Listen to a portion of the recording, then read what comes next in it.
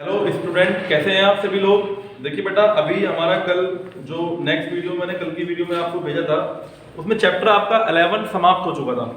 Chapter 11 हमने complete कर लिया था। अब हम बात कर लेते हैं चैप्टर नंबर 6 की। चैप्टर नंबर 6 आपका लास्ट चैप्टर रह रहा है। चैप्टर 6 में आप देख लीजिए क्या क्या दिया हुआ है। इसके बेसिक कॉन्सेप्ट को एक बार आप समझ लेते हैं। क्लास 10 चैप्टर 6, चैप्टर का नाम है ट्राइंगल, त्रिभुज। इसका बेसिक कॉन्सेप्ट अभी हम पढ़ेंगे पहले फिलहाल। चैप्टर का नाम है त्रिभुज। त्रिभुज के बारे में सब कुछ इसमें दिया हुआ है। दो त्रिभुज की समरूपता सबसे पहले दी गई है। दो त्रिभुज की सर्वांग समता दी गई है। सर्वांग समता आपने क्लास 9th में भी एक्चुअली पढ़ी थी। तो पहले हम 9th के टॉपिक को ही क्लियर कर लेते हैं। 9th में जो हमने पढ़ के आए हैं, अगर हमारा वो क्लियर है तब ये आप समरूपता पढ़ेंगे इसकी। मैं आपको बता दूं, सबसे पहले हम लोग सर्वांग समता के बारे में मौखिकली बता देता हूं आपको। दो आकृतियां दो त्रिभुज सर्वांगसम होते हैं यदि, मैंने आपको पढ़ाया था सर्वांगसम होने की 3-4 कसौटियां हैं हमारे पास। तीनों साइड इक्वल हो जाए किसी त्रिभुज की कि कोई मेरे पास दो त्रिभुज है, मान लिया मेरे पास कोई दो त्रिभुज है, सर्वांग समता सबसे पहले पढ़ लेता हूं। हालांकि इसमें नहीं है, चैप्टर में सर्वांग समता के बारे में आपको नहीं दिया इसमें, लेकिन मैं अपने पास से फिर भी इसको आपको एक बार टॉपिक वाइज कराता हूं, क्योंकि इसकी आवश्यकता पड़ती है क्वेश्चनों में, इसका आपको जरूरत पड़ेगी, इसलिए मैं आपको पूरा कराता हूं। सर्वांग समता के बारे में पहले हम पढ़ लेते हैं। सर्वांग समता, सर्वांग समता मतलब कॉन्ग्रुएंसी, इंग्लिश में बोलते हैं कॉन्ग्रुएंसी।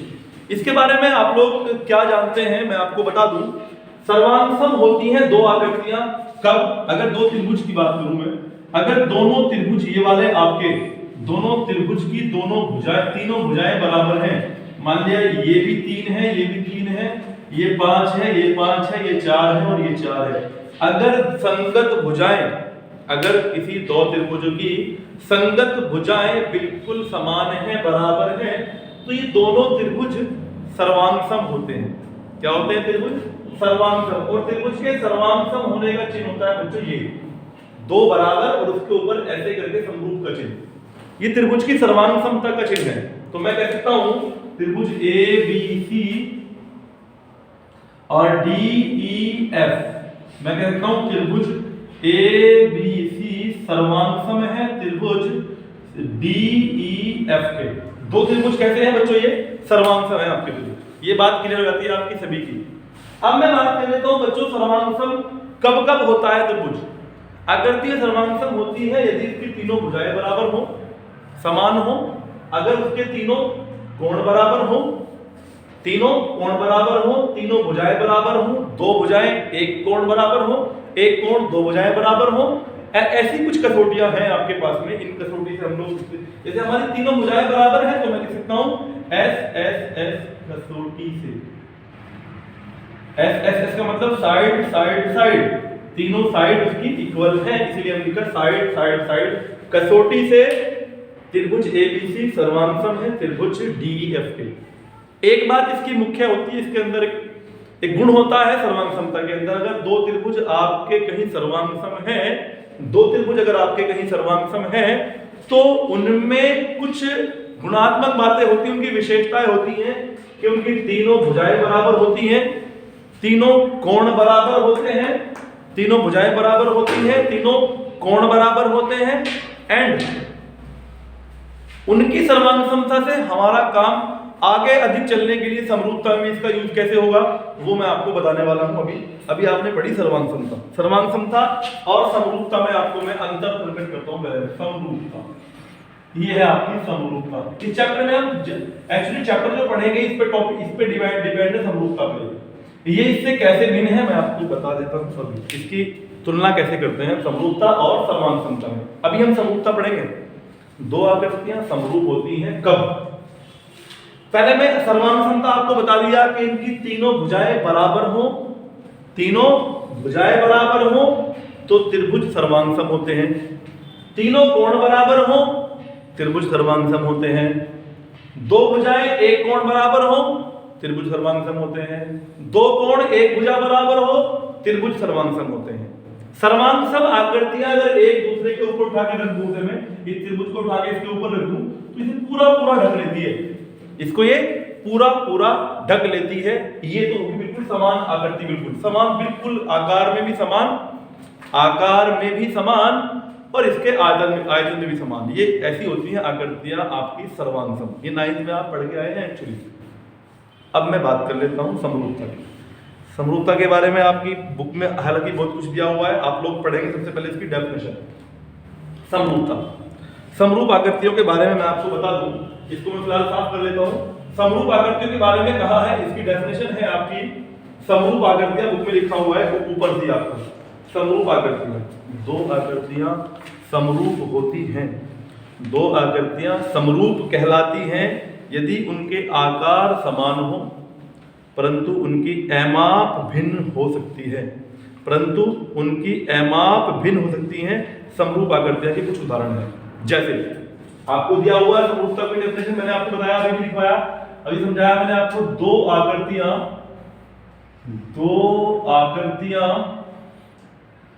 बच्चों, दो आकृतियां समरूप कहलाती हैं,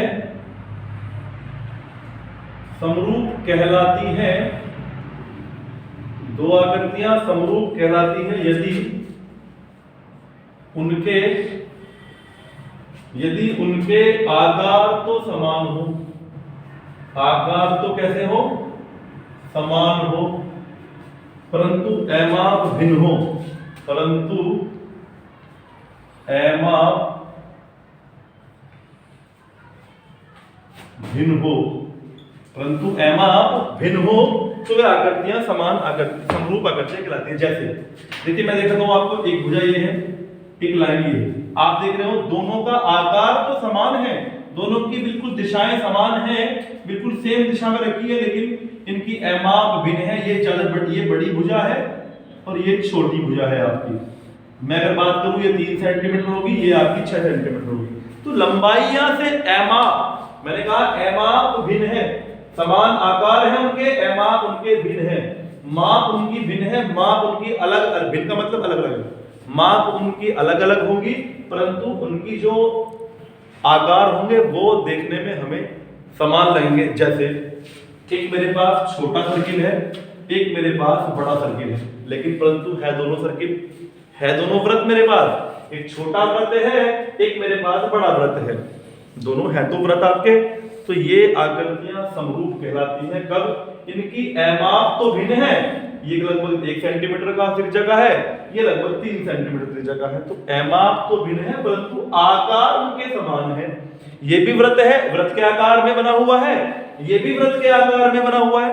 अब मैं बात करूं आपसे, एक छोटा घन, एक बड़ा घन, एक छोटा घन, एक बड़ा घन, तो ये आपकी आकार तो सेम है आकृति का, परंतु एमाप भिन्न है। तो ऐसी आकृतियों को मैं कहता हूं समरूप आकृतियां। क्या कहता हूं बच्चों?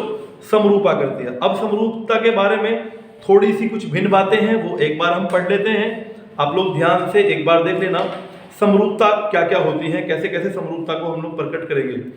अगर मैं ट्रायंगलों में बात करूं, एक छोटा ट्रायंगल ले लेता हूं मैं, जो आपकी बुक में बना हुआ है, एक बड़ा ट्रायंगल ले लेता हूं मैं। देखिए दोनों आकृतियां समान हैं देखने में, दोनों से त्रिभुज बन रहा है, एक छोटा त्रिभुज, एक बड़ा त्रिभुज, परंतु उनकी एमाप भिन्न है। तो डेफिनेशन क्लियर है आपकी। अब मैं बात कर लेता हूं बच्चों अगली बात की। नंबर 1 उसने बुक में लिख रखा, आपकी बुक आपके सबके सामने होनी चाहिए। बुक पढ़ा रहा हूं मैं आपको, एक्टिव की बुक है, एनसीईआरटी बेस्ड एक्टिव की बुक में आपको दिया हुआ है। नंबर 1 बात, चित्र से कोई भी दो रेखाखंड सदैव समरूप होते हैं, परंतु उनका सर्वांगसम होना आवश्यक नहीं है, उनका सर्वांगसम होना आवश्यक नहीं है। फिर एक बार सुन लीजिए सवाल, लाइन में क्या लिखा हुआ है? लाइन में लिखा हुआ है, कोई भी दो रेखाखंड सदैव समरूप होते हैं। सदैव दो रेखाखंड जो होती है, कोई भी दो रेखा हो हमेशा, वे समरूप तो होती हैं, परंतु सर्वांगसम होना उनका आवश्यक नहीं है। वे सर्वांगसम हो भी सकती हैं, नहीं भी हो सकती। इसका क्या कारण है सर? इसको क्या समझाऊंगा मैं आपको एक बार डिफाइन कर देता हूं। मैं कोई भी दो भुजा लेता हूं, जैसे ये भुजाएं आपके पास में, भुजाओं में मैंने कहा उनकी दोनों रेखाखंड हैं। सबसे पहली बात, दोनों क्या है? रेखाखंड। आकार तो समान है, आकार तो दोनों रेखा है, आकार रेखा के आकार के दोनों चित्र हैं, दोनों रेखाएं हैं, आकार तो समान है, परंतु इनकी एमाप भिन्न है, छोटी बड़ी है। तो ये समरूप तो है, समरूप तो है। सर्वांग समता में क्या होता है? सर्वांग समता में होता है दोनों की माप भी समान हो, आकार भी समान हो। सर्वांग समता जब बनेगी, सर्वांग समता जब बनेगी, दोनों की लंबाइयां भी बिल्कुल फिक्स हो और उनकी एमाप भी भिन्न हो, अलग सेम हो, और उनका आकार भी सेम हो, दोनों रेखाएं भी हो और दोनों बिल्कुल 5-5 सेंटीमीटर की हो या 6-6 सेंटीमीटर की हो, तो वे सर्वांगसम होती है। मैंने अभी बताया था ना आपको, दो त्रिभुज सर्वांगसम कब होते हैं? जब उनकी सारी भुजाएं आपस में बराबर होती हैं। मान लिया एक के बराबर ये भुजा, इसके बराबर ये भुजा, इसके बराबर ये भुजा, इसके बराबर ये भुजा, तो वे आकृति आपकी सर्वांगसम होती है। तो इन्होंने कहा दो लाइनें समरूप तो होती हैं परंतु सर्वांगसम होना आवश्यक नहीं है। वे हो भी सकती हैं सर्वांगसम, नहीं भी। अगर दोनों बराबर बराबर रेखाएं हैं लाइन में, तो इनकी लंबाई बराबर है तो सर्वांगसम हो सकती है, अन्यथा छोटी बड़ी हो गई तो सर्वांगसम नहीं हो सकती। परंतु छोटी बड़ी समरूप भी होती है, दोनों सेम भी समरूप होती हैं। अगर दोनों सेम है तब भी वे समरूप भी होती है। हाँ, अब मैं एक बात बोल रहा हूं आपको, दो, अभी चलो अगली बात पे चलते हैं। पहले हम चित्र सेकंड से, कोई भी दो संकेंद्रीय वृत्त अलग अलग वृत्त की समरूप आकृतियां हैं परंतु इनका सर्वांगसम होना भी आवश्यक नहीं है। इन वृत्तों की त्रिज्याएं बराबर होती हैं तो ये सर्वांगसम आकृतियां कहलाती हैं। फिर वही वाली बात आती है, दो वृत्त की बात कर लेता हूं।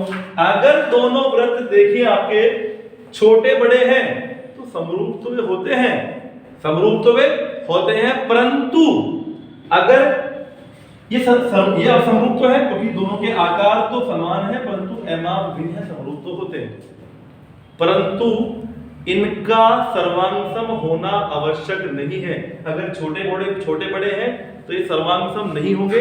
अगर मैं दो वृत्त बिल्कुल सेम त्रिज्या के खींच लूं तो ये दोनों सर्वांगसम भी हो जाएंगे, समरूप भी हो जाएंगे, सर्वांगसम भी हो जाएंगे।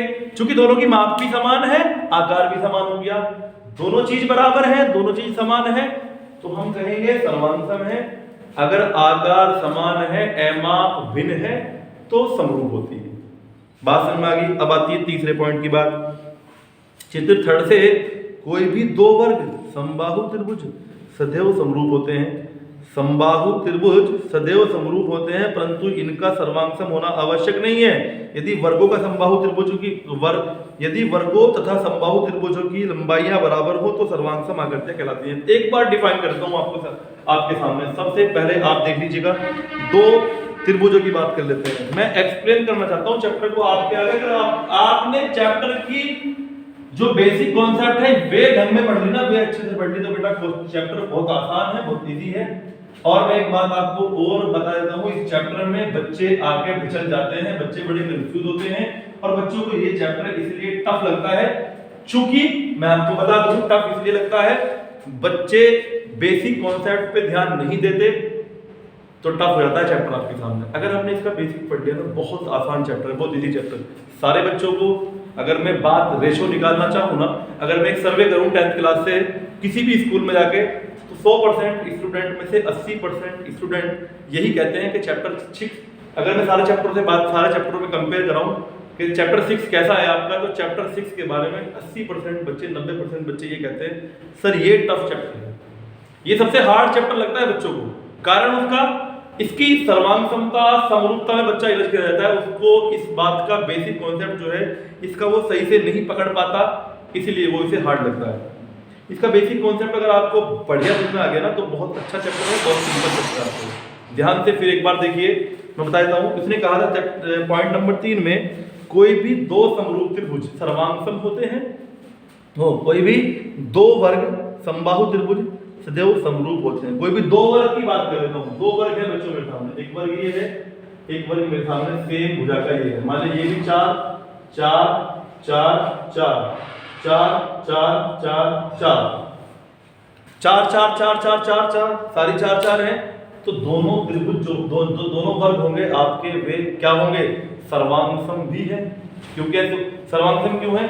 आकार भी दोनों का वर्ग है और भुजाएं भी दोनों की बराबर बराबर हैं, तो बच्चों ये सर्वांगसम है और ये समरूप भी है, ये समरूप भी है और ये क्या है आपकी सर्वांगसम भी है।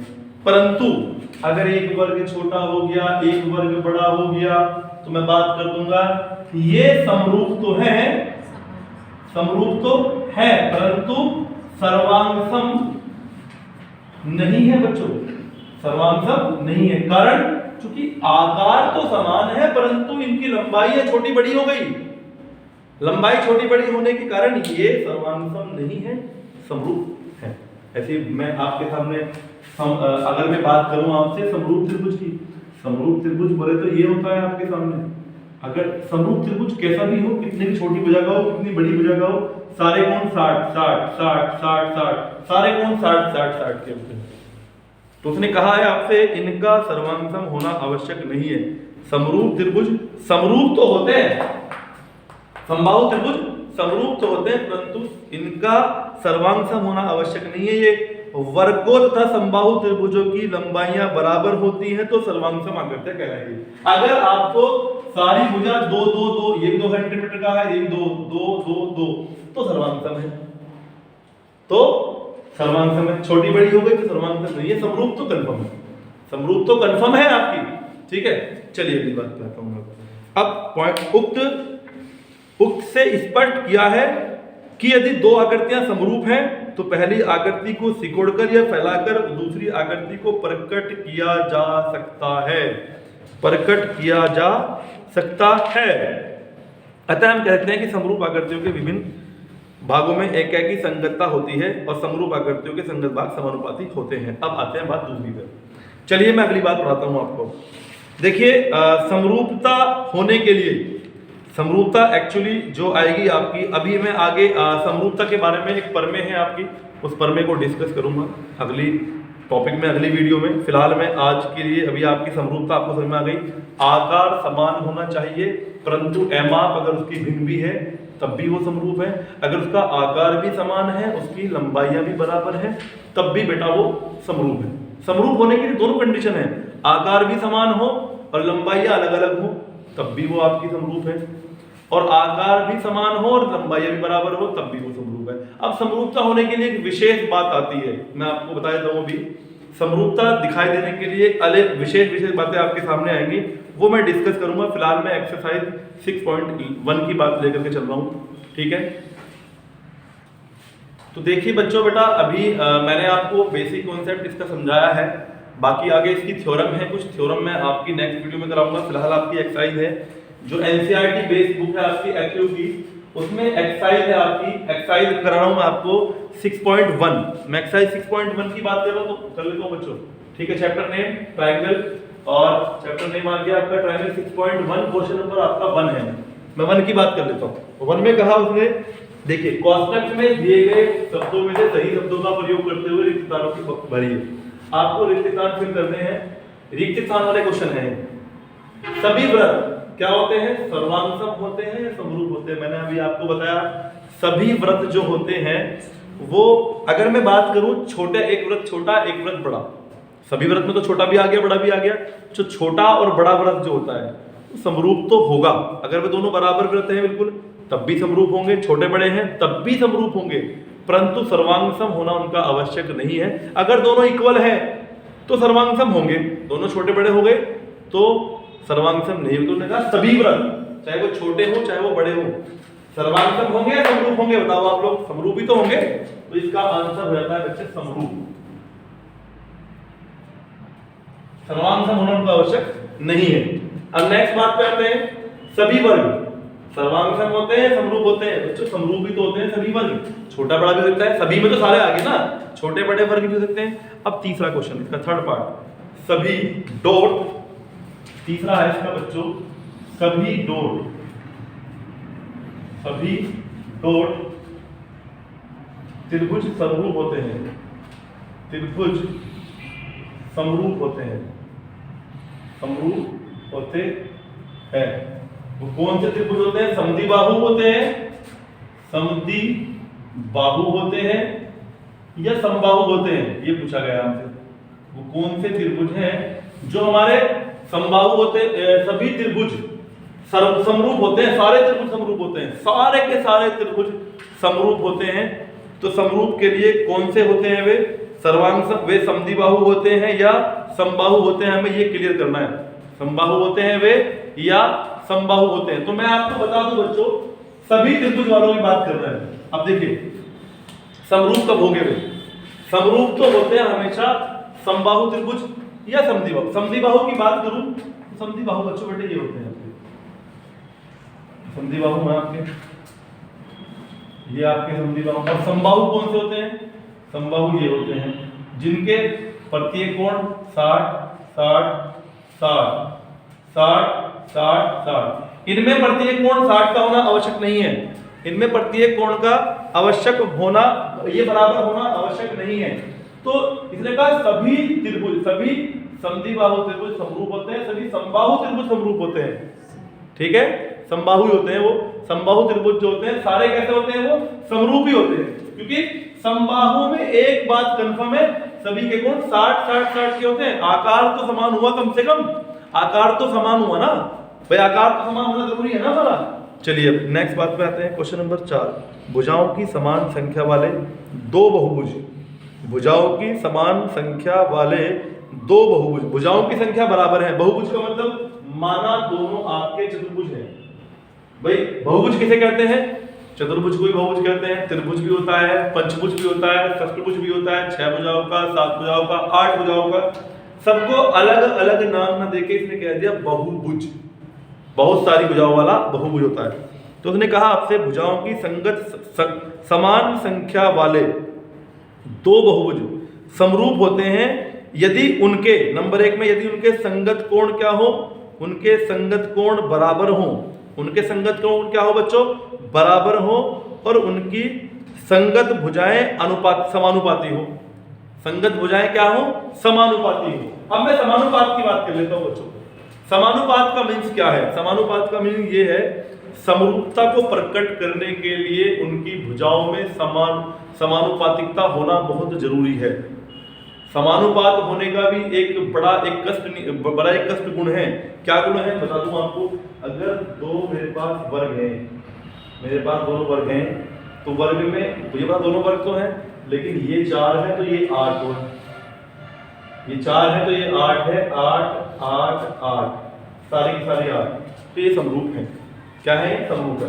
अगर मैं अब आपसे बात करूं, एक त्रिभुज मेरे पास ये हो गया, एक त्रिभुज मेरे पास ये हो गया, तो बच्चों दोनों त्रिभुज तो हैं, दोनों त्रिभुज तो है, परंतु इनके बीच में भुजाओं का अब अलग अलग होना ऐसे प्रकट नहीं करता। माने ये 1 कर दी, ये आपने 4 कर दी, ये 2 कर दी तो ये आपने 3 कर दी, ये 6 कर दी तो ये आपने 8 कर दी। अब ऐसे जरूरी नहीं कि ये समरूप ही होंगे। समरूप होने के लिए इनका समानुपात, इनका अनुपात भी बराबर होना। समानुपातिकता का मतलब क्या होता है? समानुपाती का मतलब होता है इनका जो भुजाओं का अनुपात है वो बराबर होना चाहिए। कैसे बराबर होना चाहिए मैं आपको बता दूं। मैं इन दो त्रिभुजों की बात कर रहा हूं, इनका अगर आपकी ये भुजाएं जो है समानुपात में है, बिल्कुल समरूपता का एक बहुत बड़ा अच्छा एक गुण है। इनकी समरूप होने के लिए एक गुण है कि भुजाओं में समानुपातिकता भी होनी चाहिए। समानुपातिकता कैसे होनी चाहिए? माने ये भुजा है तो ये 1/4 हो गया इसका अनुपात, संगत भुजा संगत भुजा, ये ऐसे है तो ये ऐसे है तो 1/4 आ गया। अब मैं इसकी बात कर रहा हूं तो ये 2/3 आ गया, क्योंकि ये इसके संगत भुजा है। भाई ये ऐसे है तो ये तो ऐसी है ना। अब ये वाली ऐसे है तो ये ऐसे है तो 6/8 आ गया, 2 3 6 2 4 8। देखो आप लोग इनकी बात देखो, आप लोग तीनों इक्वल नहीं है, तीनों अलग अलग हैं, तीनों अलग अलग हैं, तो ये समरूप भी नहीं है। ये त्रिभुज आपके समरूप भी नहीं है, ये समरूप नहीं है। समरूप होने के लिए जरूरी है कि आकार तो समान हो ही हो, परंतु उनकी भुजाओं में समानुपातिकता हो, उनकी भुजाएं समानुपाती हो। अब समानुपाती सर कैसे कह रहे हो आप लोग? मुझे हमें एक बार डिटेल में समझा दो तो मैं बताता हूं आपको। मान लीजिए ये 1 है, ये 4 है, ये 1 है, ये 4 है। अब ये वाली जो भुजा है ना 2/8 होना चाहिए थे, इसे क्या होना चाहिए? 8। जब तो आएगा 1/4 कट के, इसे होना चाहिए 6 चौक 24, 6 चौक 24। अगर भुजाएं इस अनुपात में है 1/4 2/8 एंड 6/24 एंड 6/24, तो मैं कर लेता हूं इनको 1/4 बराबर 1/4 बराबर 6 चौक 24, अब देखो, अब सबका अनुपात समान है, तो अब ये समरूप हैं, अब ये समरूप हैं। जब भुजाएं अलग अलग आ रही थी, समानुपात बराबर नहीं आ रहा था, जब भुजाओं का समानुपात बराबर नहीं आएगा तो वे समरूप नहीं होंगी। अगर समानुपात आएगा बराबर, सबका अनुपात बराबर आएगा तो ही समरूप होंगी। अब क्वेश्चन पे डिस्कस फिर कर लेते हैं। भुजाओं की समान संख्या, भुजाओं की समान संख्या है, इसमें कितनी भुजा है? 1 2 3, 1 2 3, तीन भुजाओं का त्रिभुज दोनों। भुजाओं की समान संख्या वाले दो बहुभुज होंगे, समरूप होते हैं। कब होते हैं? यदि उनके संगत कोण बराबर हो। एक तो उनके संगत कोण क्या हो बच्चों? बराबर होने चाहिए, और उनकी भुजाओं में समानुपातिकता होनी चाहिए। ये बात मैं कल आपको थ्योरम पढ़ाने वाला हूं। नेक्स्ट वीडियो में आपको मैं थ्योरम पढ़ाने वाला हूं, थेट थ्योरम। उसमें बहुत अच्छे से कंफर्म आपको ये समझ में आ जाएगा। उसमें सारा टॉपिक यही चलेगा, सारा का सारा डिस्कशन यही चलेगा। भुजाओं में समानुपातिकता और कोण बराबर होते हैं। तो ये परमें बनेगी इसके सामने, आपके सामने 3-4 परमें आएंगी। उन परमें से आपको टोटली सब कुछ क्लियर हो जाएगा, टेंशन लेने की कोई जरूरत नहीं है आपको, ठीक है। अब अगला क्वेश्चन है, क्वेश्चन नंबर 2 में कह रहा है बच्चों, वो कोई भी दो समरूप आकृतियां सर्वांगसम होती हैं। कोई भी, ये कह रहा है सत्य है या असत्य है? क्या कह रहा है? सत्य है या असत्य है? कोई भी दो आकृतियां क्या होती हैं? कोई भी दो समरूप आकृतियां सर्वांगसम होती है क्या? कोई भी दो आकृतियां, सुनो फिर मेरी बात, कोई भी दो आकृतियां हैं और वे समरूप हैं, क्या वे सर्वांगसम भी होती है क्या? सत्य है, सत्य है, असत्य है? सत्य जब होती, अगर ये कहता है कि कोई भी दो सर्वांगसम आकृतियां समरूप होती हैं तो बात सत्य थी। क्यों बच्चों? कोई भी दो, अगर मेरे पास सर्किल है, दो मेरे पास सर्किल है तो दोनों वृत्त आकार समान है, छोटे बड़े हैं, समरूप तो है, ये समरूप तो है, परंतु सर्वांगसम नहीं है। ये कन्फर्म है आपको भी? तो फिर ये तो कहा कोई भी दो आकृतियां, कोई भी दो समरूप आकृतियां सर्वांगसम होती है क्या? नहीं जी, असत्य है। क्या है पहला वाला? असत्य है। दूसरे का पहला असत्य है। दूसरे की बात कर लेते हैं, सेकंड पार्ट की। सेकंड पार्ट में क्या कहा उसने? सेकंड पार्ट में उसने कहा बच्चों आपसे, क्या कहा?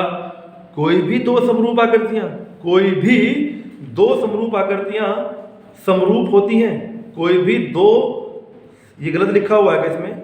कोई भी दो सर्वांगसम आकृतियां हो गए, कोई भी दो सर्वांगसम आकृतियां समरूप होती है, यह सत्य है। ये ऐसे लिखा होगा शायद मेरे हिसाब से। या कोई भी दो समरूप आकृतियां समरूप होती है, तो कोई क्वेश्चन ही नहीं बना। ये बुक में थोड़ा कंफ्यूजन है इसमें, ठीक है, देख लेना एक बार। तीसरे की बात कर लेते हैं हम लोग। तीसरा कह रहा है आपसे, तीसरे पार्ट में कह रहा है दो चतुर्भुज समरूप होते हैं। दो चतुर्भुज समरूप होते हैं यदि उनके संगत कोण बराबर हो। यदि उनके संगत कोण बराबर हो, नहीं जी, संगत कोण बराबर होने से समरूप नहीं होते, उनकी भुजाओं में भी समानुपातिकता होनी चाहिए। तो क्या है? असत्य है। क्या है बच्चों? असत्य है। सेकंड पे डिस्कस कर लें क्वेश्चन को देख के। एक बार मैं दूसरी बुक में चेक कर लेता हूं क्वेश्चन क्या है। दूसरी बुक दिखा दो मुझे एक बार। दूसरी बुक में मैं क्वेश्चन चेक कर लेता हूं बच्चों, क्या है। दूसरी बुक दिखा दीजिए एक बार मुझे। मैं इसमें क्वेश्चन में डाउट है एक बार, शायद ये मिसप्रिंट लग रहा है मुझे। तो मेरे पास दो बुक हैं फिलहाल, मैं देख लेता हूं। कोई भी दो आकृतियां, कोई भी दो समरूप आकृतियां समरूप होती हैं, ये क्वेश्चन ही नहीं बन रहा कुछ। कोई भी दो सर्वांगसम आकृतियां समरूप होती हैं, ये सत्य बात है, ठीक है। ये ऐसे बने क्वेश्चन। उसके बाद अगला क्वेश्चन है आपका, क्वेश्चन नंबर इसका फोर्थ पार्ट की बात कर लेते हैं। दो बहुभुज समरूप होते हैं। दो बहुभुज क्या होते हैं? समरूप होते हैं यदि उनकी संगत भुजाएं समानुपाती हो। उनकी संगत भुजाएं क्या हो? समानुपाती हो। तो और उनके संगत कोण भी बराबर होने चाहिए, ठीक है। अगली बात पाते हैं, क्वेश्चन नंबर 3। निम्नलिखित युग्मों के दो दो भिन्न भिन्न उदाहरण दीजिए। समरूप आकृति इनके दो उदाहरण दो आप लोग। ये उदाहरण दो आप डाल देना। उसने कहा क्वेश्चन नंबर 3 में उसने कहा है पहले में दो उदाहरण दो आकृति बनाओ ऐसी जो समरूप हो। मैंने बना दी, एक छोटा वृत्त एक बड़ा वृत्त, हो गया सवाल। उसके बाद अगला क्वेश्चन, ऐसी आकृतियां जो समरूप नहीं हो। ऐसी आकृतियां बनाओ जो समरूप नहीं हो। तो मैं बना देता हूं आपके सामने। एक तो हो गया आपका छोटा ट्रायंगल, एक हो गया आपका बड़ा ट्रायंगल। इसकी भुजाएं आपकी 2, इसकी भुजाएं 3, इसकी 4, इसकी 8, इसकी 5, इसकी 6। अनुपात बराबर नहीं होगा तो समरूप नहीं होंगे। अनुपात बराबर है नहीं क्योंकि 2/3 और 4/8 से आएगा 1/2। अनुपात बराबर तो आ ही नहीं रहा, तो ये समरूप नहीं है। ये चित्र बना देना आप लोग पहले वाले में, ये दूसरे वाले में। मुझे आशा है, उम्मीद है कि आपको चैप्टर अच्छे से समझ में आ रहा होगा। शायद अगली बात पे आते हैं हम लोग। क्वेश्चन नंबर 4 में कहा बताइए कि निम्नलिखित चतुर्भुज समरूप है या नहीं है। समरूप है या नहीं है, क्वेश्चन नंबर 4 में डिस्कस कर लेते हैं बच्चों। हम लोग 4 की बात है। 4 में 2 आकृति दे रखी है आपको और दोनों आकृति के बारे में पूछा है कि क्या ये समरूप है या नहीं है। 4 पहली आकृति है बच्चों आपकी ये एंड ये। इसका कोण ये है 1.5, ये है 1.5, 1.5, 1.5। और मैं इसकी बात कर लेता हूं, ये 3, 3, 3, 3। तो बच्चों 1.5/3 से अनुपात निकालते हैं। 1.5 दूनी 1/2, ऐसे 1.5/3, 1/2 अनुपात इसका भी 1.5/3, इसका भी 1/2, 1.5/3, इसका भी 1/2। अनुपात समान है तो भुजाएं क्या, तो त्रिभुज कहते, आकृति कैसी हो गई, समरूप है। कहती है बच्चों समरूप है, समरूप है। क्वेश्चन ने कहा था क्या ये समरूप है या नहीं है। हाँ जी, ये समरूप है, समरूप है नहीं। हाँ अच्छा, समरूप होने के लिए एक बात और होती है बेटा, मैं बता दूं आपको। अनुपात तो समान है परंतु इनके कोण बराबर नहीं है। ध्यान दें आप लोग, कोण भी बराबर होना चाहिए। समरूप आकृति होने के लिए कोण भी बराबर होना जरूरी है। हमने कोण पे ध्यान ही नहीं दिया था क्योंकि दोनों अलग अलग आकृति है ना। इसका कोण अलग होगा, ये वर्ग है, वर्ग में तो हमेशा 90 डिग्री का कोण होता है। 90, 90, 90, लेकिन बीच में 90 कोई सा भी नहीं है, तो कोण बराबर नहीं है, इसलिए ये समरूप बच्चों नहीं है। देखो समरूप होने के लिए 2 बातें हैं, मैं आपको बता दूंगा। समरूप होने के लिए 2 बातें क्या क्या है। उनके कोण तो हमेशा बराबर होने चाहिए। कोण तो चाहे वो त्रिभुज हो, चाहे वो चतुर्भुज हो, चाहे वो वर्ग हो, कोई भी हो, कोण तो हमेशा बराबर ही होने चाहिए और उनकी भुजाओं में अनुपात भी होना चाहिए, तो वे समरूप होती है। इनमें से कोई सी एक बात नहीं होगी तो समरूप नहीं होगी। अगर कोण बराबर है और भुजा समानुपात में नहीं है तब भी समरूप नहीं है। कोण बराबर नहीं है, भुजा समानुपात में है तब भी समरूप नहीं है। कोण भी बराबर है, भुजा भी समान अनुपात में है, तब समरूप है। इस समरूपता की डिस्कशन आपकी अगली वीडियो में आपको मैं में पढ़ाने वाला हूँ। वहां सब कुछ आपको क्लियर होगा, सब कुछ इसी बारे में पढ़ाया जाएगा कि कोण बराबर है तो भुजा बराबर नहीं है, भुजा बराबर है तो कोण बराबर नहीं, तब क्या होगा, ये सब कुछ कंफर्म हो जाएगा आपका। ठीक है बच्चों, इसे कर लेना आप लोग।